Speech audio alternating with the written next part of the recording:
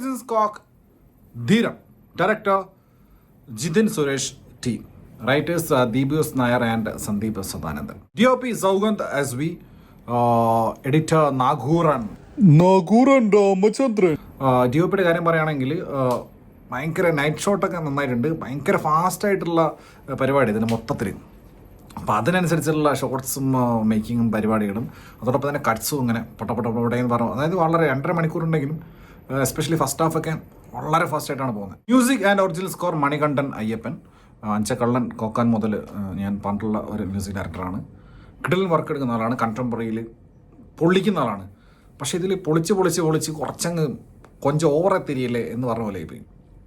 അതായത് ഇതിൽ കണ്ടംപററി സ്റ്റൈലിൽ അതുപോലെ എന്താ ഈ റാപ്പൊക്കെ മിക്സ് ചെയ്ത് ഇംഗ്ലീഷ് റാപ്പൊക്കെ മിക്സ് ചെയ്ത് 1 ബീറ്റിൽ പിന്നെ ഞാൻ പറഞ്ഞില്ല ഓൾറെഡി സിനിമയുടെ മേക്കിങ്ങും പരിപാടിയൊക്കെ വളരെ ഫാസ്റ്റായിട്ടാണ്.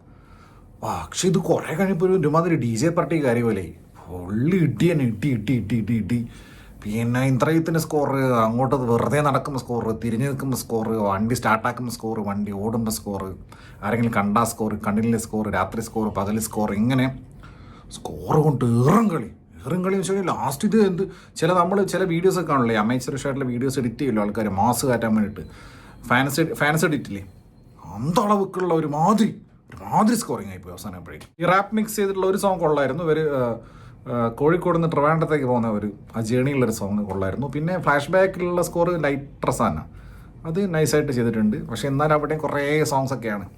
അത് പിന്നെ മണികണ്ഠൻ്റെ കുഴപ്പമില്ല, അവസാനം കുറേ സോങ്സ് ഉണ്ട് ഞാൻ പറയാം. So investigation ത്രില്ലറാണ്.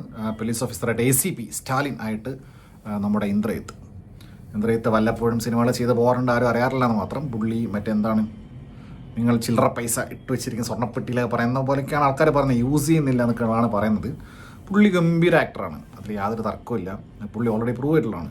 പക്ഷേ പുള്ളിയുടെ സ്റ്റാർ വാല്യൂ വെച്ച് നോക്കുന്ന സമയത്ത് ഈ സിനിമ തന്നെ കുറച്ചുകൂടെ സ്റ്റാർ വാല്യൂ ഉള്ള ഒരാളാണെങ്കിൽ കുറച്ചുകൂടെ ഇതിൻ്റെ പ്ലോട്ടും ഇതിൻ്റെ ടിപ്പിക്കൽ ത്രില്ലറാണ്. ഒരു പരിപ്പോടെ ത്രില്ലർ എന്ന് പറയാൻ പറ്റില്ല. എഴുത്തിൽ നന്നായിട്ട് ഇരുന്നിട്ടുണ്ടെന്ന് ഇതിൻ്റെ സിനിമ കാണുമ്പോൾ സ്ക്രിപ്റ്റിൽ ഇരുന്നിട്ടുണ്ട് മനസ്സിലാവും. പക്ഷെ മേക്കിംഗ് എന്ന് പറയുന്നത് വലിയൊരു ഇതില്ല. കുറേ കട്ട്സും മറ്റേ ഷോർട്സ് എല്ലാം വെച്ച് കുറേ പരിപാടികൾ പടപടയെന്നുള്ളതല്ലാണ്ട് ഇത്ര ഇൻറ്റൻസ് മേക്കിംഗ് അല്ല. കുറേ അമേച്ചറിഷായിട്ടുള്ള ഷോർട്സൊക്കെ ഉണ്ട്. ഇപ്പോൾ ഫോർ എക്സാമ്പിൾ പറയുകയാണെങ്കിൽ അസംബ്ലിയിലൊക്കെ നിൽക്കും പോലെ കുറേ വില്ലൻ ചെക്കന്മാരിങ്ങനെ നിരന്നിങ്ങനെ നിൽക്കുന്നു, പെട്ടെന്ന് മഴയത്ത് ഇങ്ങനെ നിരന്നങ്ങ് നിൽക്കുക. അതിനൊരു എലിവേഷനോ അല്ലെങ്കിൽ ഒരു ക്യൂ കൊടുക്കലോ പരിപാടിയൊന്നുമില്ല. അങ്ങനെ കുറേ പിന്നെ ഇതിൽ ആർട്ടിസ്റ്റുകളും കുറേ ജൂനിയർ ആർട്ടിസ്റ്റുകൾ, ഇത് ഏതൊരാൾ വന്നിട്ട് പൈസ തിരിച്ചു വയ്ക്കുന്ന ആളൊക്കെ ഉണ്ട്. അയാൾക്ക് എന്തോ അഭിനയിക്കുന്നത് മനസ്സിലായാലും ഭയങ്കര അമേച്ചറിഷ്. അപ്പോൾ മേക്കിങ്ങിൽ മൊത്തം പിന്നെ ഇതിൽ ഭയങ്കരമായിട്ടുള്ള ഫ്ലോസ് ഉണ്ട് പല സ്ഥലങ്ങളിലും. ഒരു ബൈക്ക് മറിഞ്ഞ് വഴിയിൽ അത് അർദ്ധരാത്രി വളരെ എന്താ പറയുക മിസ്റ്റീരിയസ് ആയിട്ടുള്ള ഒരു സിറ്റുവേഷനിൽ ഒരു ബൈക്കിൽ ഒരാൾ മറിഞ്ഞു കൊണ്ട് കിടക്കുന്നത് പോലീസുകാർ കാണുന്നില്ല. അങ്ങനെ കുറേ സംഭവമുണ്ട്. ചുരുക്കി പറഞ്ഞു കഴിഞ്ഞാൽ ടിപ്പിക്കൽ പരിപ്പോടെ തട്ടിക്കൂട്ട് ത്രില്ലറാണെന്ന് ചോദിച്ചാൽ അല്ല.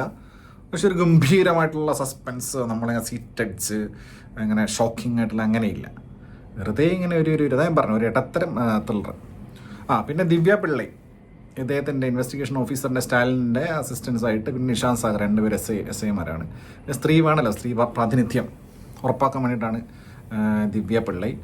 പിന്നെ രഞ്ജി പണിക്കർ ഇതിലേറെ പിടിക്കാൻ മറന്നുപോയിട്ടുണ്ട്. പിന്നെ പുള്ളി ഓഫ് കോഴ്സ് സൂപ്പർ ഓഫീസറാണ്. പിന്നെ റെബ ജോൺ, പുള്ളിക്കാരി ഒരു നല്ല ത്രൂ ഔട്ട് കഥാപാത്രമാണ്, നന്നായിട്ട് ചെയ്തിട്ടുണ്ട്. സാഗർ സൂര്യ ഒരുപാട് സീൻസൊന്നുമില്ല, പക്ഷേ പുള്ളി നമ്മുടെ പണിയിലൊക്കെ ഉള്ള ക്യാരക്ടറെ പോലെ തന്നെ കുറച്ചൊരു ഇങ്ങനെ ലിപ്സൊക്കെ ഇങ്ങനെ ഉള്ള ക്യാരക്ടറാണ്.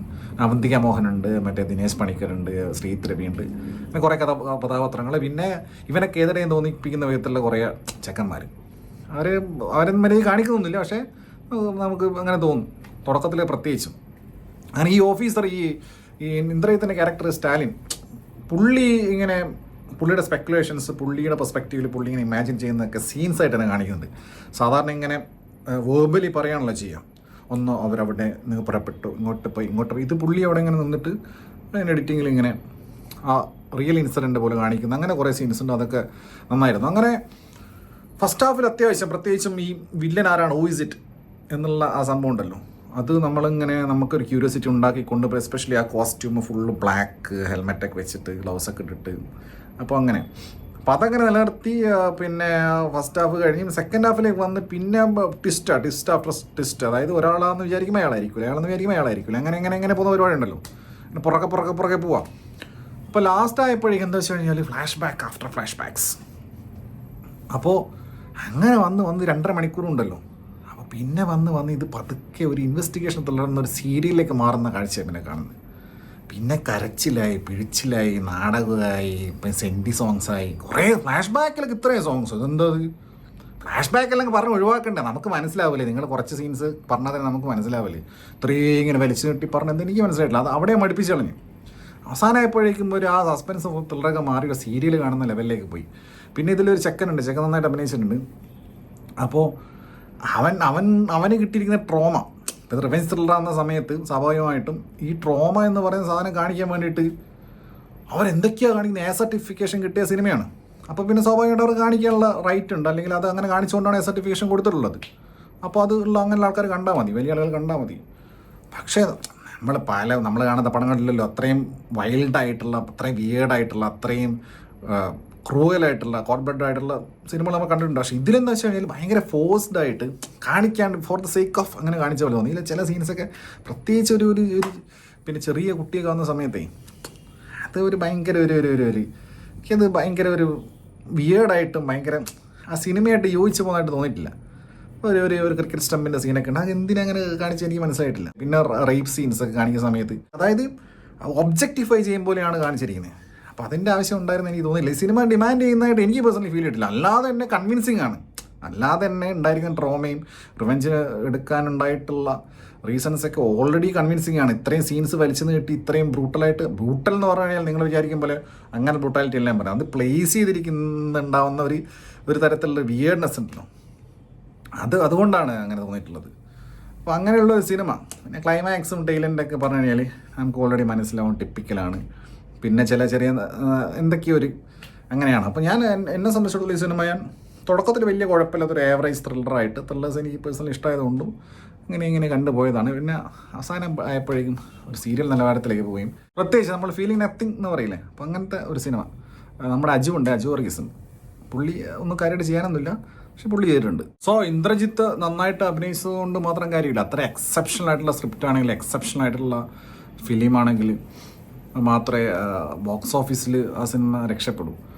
അല്ലെങ്കിൽ ആളുകൾ അങ്ങനെ പറഞ്ഞ് വേർഡ് ഓഫ് മൗത്തിൽ അല്ലാതെ റിവ്യൂസ് കണ്ടിട്ടൊക്കെ സ്റ്റഡിയായിട്ട് കയറി വരുള്ളൂ സിനിമ.